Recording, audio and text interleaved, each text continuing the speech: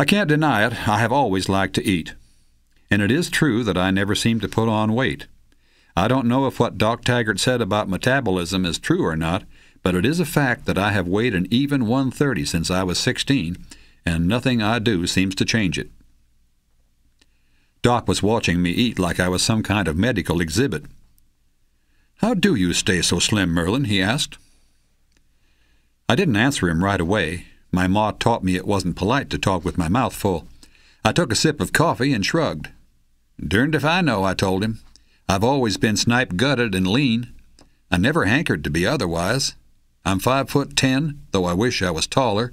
My hair is brown and my eyes are blue. I've got freckles on my nose and cheekbones, and the more I go out in the sun, the more of them I get. I'm not a female, I'm not a fat man, and I'm not a bull elk nor a lizard. I'm just me, Merlin Fanshawe, like the Lord God made me, and I try not to worry about it. Besides, you're the medical man. You tell me." Doc Taggart finished his coffee and placed the cup carefully in its saucer.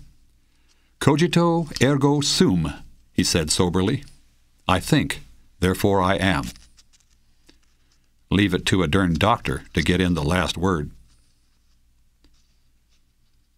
A person could sense a whole new attitude around Dry Creek that week. Folks who had been close-mouthed and surly began to talk to each other again.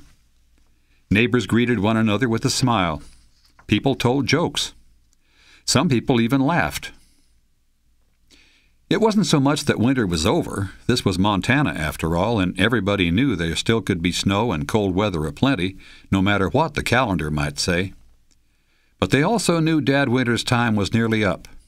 He might fuss and grumble some, but his days were numbered. Spring was coming, and everybody knew it.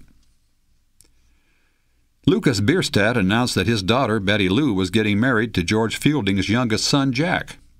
He said Betty Lou had asked him for a formal wedding, but he had told her no, he didn't have a white shotgun. Instead, he said she could have a sooner-the-better wedding, and he would host a dance for her over at the schoolhouse a week from Friday. Lucas hired a 3-piece band, fiddle, guitar, and banjo, and put an ad in the Democrat inviting the entire community. I asked my sometime lady friend, Pandora Prettyhawk, if she'd like to trip the light fantastic with me, but she said she'd rather go to the dance.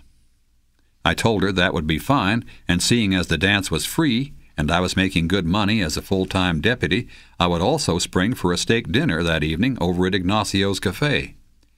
Pandora kissed me on the mouth and scampered off to make herself a dress or something.